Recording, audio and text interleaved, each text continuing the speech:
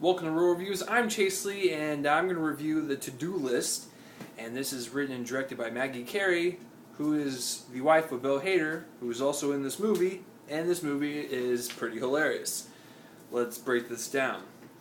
This movie is directed, like I said, by Maggie Carey. It's also written by her, and it's about a high school senior who has graduated, and before she goes to college, she wants to make a to-do list of every sexual thing possible so she can be ready for college.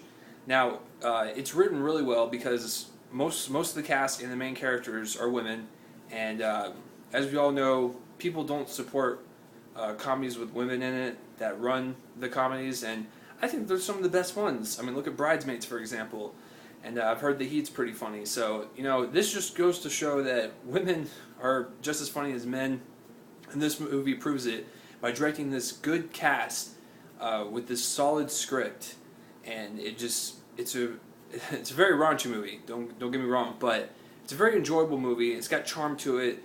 That's the other thing. It's set in the 90s. It's actually set in 93, which means, they got the clothes, they have old-ass computers, and basically no internet. So it's just directed very well. It's written very well, and I give her props on that because I don't think she's done anything before this, and this is the first thing I've seen from her, and she killed it, so I want to see more.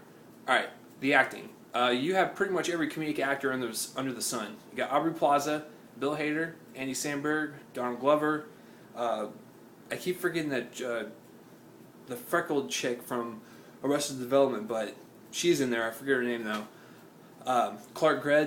Clark Gregg, the guy that plays Agent Coulson in the Avengers, he's in this, and he plays Aubrey Plaza's dad. He's pretty funny, but the cast is they're just funny. Every time they come on the screen, you can tell that some of the lines were improv, you can tell that some of it was scripted, but it flowed together really nicely to where they delivered it well, and you just enjoy yourself.